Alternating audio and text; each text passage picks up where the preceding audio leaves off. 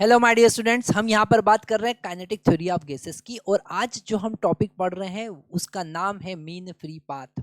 Okay, ये हमारा kinetic theory of gases का लास्ट टॉपिक है। अभी तक हमने क्या क्या देखा? अभी तक हमने देखा कैसे हम आइडियल गैस अजम्पशन की बात करते हैं, वहां पर दो पार्टिकल के बीच का कोलिजन हम इलास्टिक कोलिजन कंसिडर करते हैं, मतलब कि कोई एनर्जी का लॉस नहीं होता है।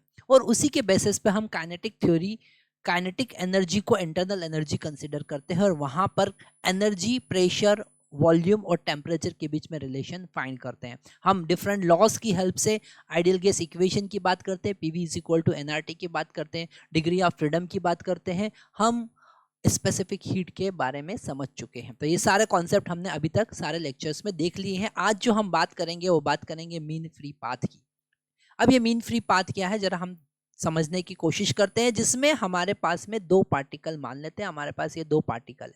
ये पार्टिकल एटम हो सकते हैं, ये पार्टिकल मॉलिक्यूल हो सकते हैं, दो पार्टिकल है। ओके, अब ये दो पार्टिकल अगर लेमडा वन डिस्टेंस पर है कोलिजन के पहले, ठीक है, तो यहां पर पहले दो पार्टिकल के बीच का डिस्टेंस लेमडा वन, दूसरे दो पार्टिकल के बीच का डिस्टेंस लेमडा टू, ऐसे हमारे पास में n नंबर ऑफ पार्टिकल के बीच का distance lambda one plus lambda two lambda n तक divided by total number of particle से हम डिवाइड करेंगे तो हमको मिलेगा इसका मीन, और इसे हम कहेंगे मीन फ्री पाथ, है ना। इसे मीन फ्री पाथ है। जनरली हम इसे क्या लिखते हैं? मीन फ्री पाथ लिखते हैं। Mean free path between two collision, दो कोलिजन के पहले पाथ का mean. Okay, between two collision, ये बड़ा इंपॉर्टेंट टॉपिक है, बड़ा इंपॉर्टेंट वर्ड है कोलिजन, जो आपको यहाँ पर ऐड करना है। Mean free path between two collision. Okay, तो यहाँ पर हमने क्या है मीन फ्री पाथ उसके बारे में समझा। अब ये फाइंड कैसे करेंगे? ये फाइंड करने के लिए हम क्या कॉन्सेप्ट यूज करेंगे, इस डायग्राम में हमको समझना है। यहाँ पर अगर दो एटम अगर कोलाइड कर रहे हैं, ठीक है, तो जैसे ये एटम नंबर वन है और एटम नंबर टू से ये कोलाइड करेगा, तो इन दोनों के बीच का डिस्टेंस, सेंटर टू सेंटर का डिस्टेंस जो होना चाहिए उनके डायमीटर के बराबर होना चाहिए। कितने वॉल्यूम में वो इंटरेक्ट कर सकते हैं, कोलाइड कर सकते हैं, हम वो फाइंड कर रहे हैं सबसे पहले।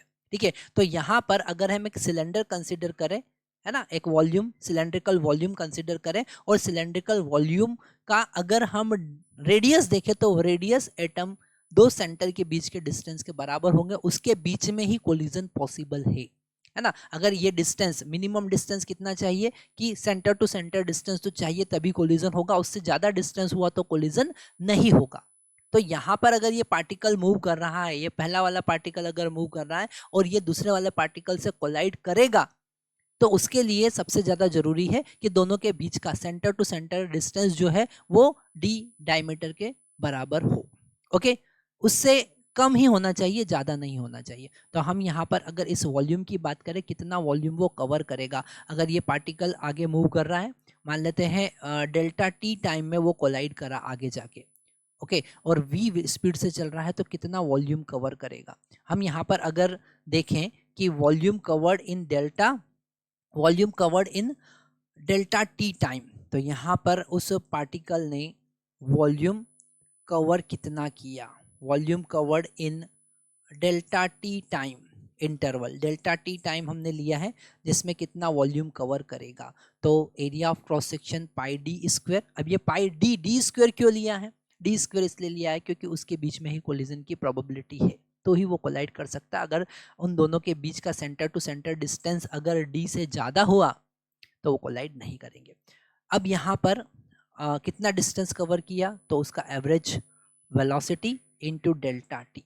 ओके, तो ये है वॉल्यूम कवर्ड, कितना वॉल्यूम कवर किया। अब अगर हम मान के चलते हैं कि n जो है, स्मॉल n है, नंबर ऑफ मॉलिक्यूल्स या फिर एटम या फिर पार्टिकल, तो हम पार्टिकल लिख लेते हैं, number of particles per unit volume, ठीक है, number of particle per unit volume n present है। ये जो n है ये total number of particle in volume v है, तो n by V, capital N by V है ये n। तो अगर हम यहाँ पर देखें कि कितने कोलिजन पॉसिबल है पर यूनिट वॉल्यूम, तो हम अगर बात करें नंबर ऑफ कोलिजन कोलिजन पर यूनिट वॉल्यूम, ठीक है, नंबर ऑफ कोलिजन पर यूनिट वॉल्यूम अगर हम देखें तो वो कितने होंगे, वो होंगे n into pi into D square into V average into delta T, है ना। इतने कोलिजन पॉसिबल है पर यूनिट वॉल्यूम, क्योंकि यहाँ पर n number of particle per unit volume present है, ठीक है। और कोलिजन का प्रोबेबिलिटी हमने यहाँ पर देख लिया। अगर हम रेट ऑफ कोलिजन की बात करें, अगर हम बात करें रेट ऑफ कोलिजन पर unit volume, rate of collision पर यूनिट वॉल्यूम, ठीक है, पर यूनिट वॉल्यूम अगर हम देखें तो यहाँ पर ये जो मिला है इसको डेल्टा टी से डिवाइड कर देंगे, है ना, तो हमको मिलेगा n pi D square into V average, है ना। यहाँ पर हमको ये समझना है कि डेल्टा टी से डिवाइड करके रेट ऑफ कोलिजन हमने फाइंड कर लिया पर यूनिट वॉल्यूम, ठीक है। अच्छा, यहाँ पर अगर हम इसे अगर हम फ्रिक्वेंसी की बात करें कि तो ये एक्चुअल में फ्रिक्वेंसी ही है, ये जो हमने फाइंड किया ये क्या है, फ्रीक्वेंसी। रेट ऑफ कोलिजन का मतलब ही है फ्रीक्वेंसी। अगर हम टाइम की बात करें, अगर हम बात करें time, mean time between two collision, दो कोलिजन के बीच का मीन टाइम हम देखें तो उसे हम टाउ लिखेंगे और वो इसका इनवर्स होगा क्योंकि ये फ्रीक्वेंसी है, तो वो होगा 1 divided bye n pi D square average, okay.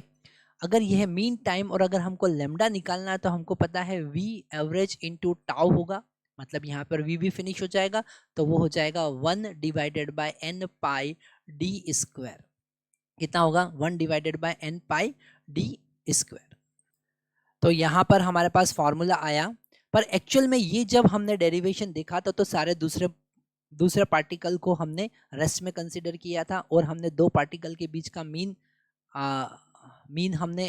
Velocity की हेल्प से मीन कोलिजन मीन पाथ निकाला, है ना। पर अगर हमको सारे पार्टिकल की बात करें तो यहाँ पर ये जो एवरेज वेलोसिटी है ये वी आर में कन्वर्ट हो जाएगा, तो यहाँ पर लेमडा का फार्मूला हमको मिलेगा 1 divided by √2 n pi D square, okay. तो हमारे पास ये लेमडा का फार्मूला आ गया, ठीक है। तो ये हमने लेमडा का फार्मूला डिराइव किया। एक बार और इसके बारे में हम और एनालिसिस करते हैं कि इस फार्मूले को हम और कैसे समझ सकते हैं। यहाँ पर लेमडा का फार्मूला हमारे पास में आया 1 divided by √2 pi, okay, D square into N. N यहाँ पर क्या है, एन यहाँ पर है number of molecule per unit volume, okay. तो यहाँ पर इसे हम और भी कन्वर्ट कर सकते हैं। अगर हम यहाँ पर n को लिखे capital N divided by v, okay, तो हमारे पास में लेमडा का एक और फार्मूला मिला। लेमडा का हमारे पास फार्मूला क्या मिला, लेमडा का फार्मूला मिला 1 divided by √2 pi D square n divided by v, और v को हम ऊपर मल्टीप्लाई कर सकते हैं, तो ये दूसरा फार्मूला हमको मिला, ठीक है। कभी कभी हमारे पास में वॉल्यूम नहीं गिवन होता है, नंबर ऑफ मॉलिक्यूल्स नहीं गिवन होते हैं, हमारे पास प्रेशर और टेम्परेचर गिवन होता है, तो हम आइडियल गैस इक्वेशन का भी यूज़ कर सकते हैं। हम यहाँ पर लिख सकते हैं PV is equal to nRT, और इस n को क्या लिखेंगे, n को total number of molecule divided by Avogadro number, तो यहाँ पर PV n by NA RT हम लिख सकते हैं, और यहाँ पर n बाई वी का वैल्यू निकाल सकते हैं, तो n डिवाइडेड बाई वी का वैल्यू क्या होगा, वो होगा PNA divided by RT, okay. और इसका वैल्यू फिर यहाँ पर पुट कर सकते हैं, तो लेमडा का वैल्यू हमको क्या मिला, लेमडा का हमको फिर वैल्यू मिलेगा, जब इसका वैल्यू पुट करेंगे तो RT यहाँ पर न्यूमरेटर में हमको मिलेगा, और √2 पाई डी स्क्वायर, डी यहाँ पर क्या है, उस एटम का डायमीटर, ओके, और यहाँ पर हमको मिलेगा P इंटू NA।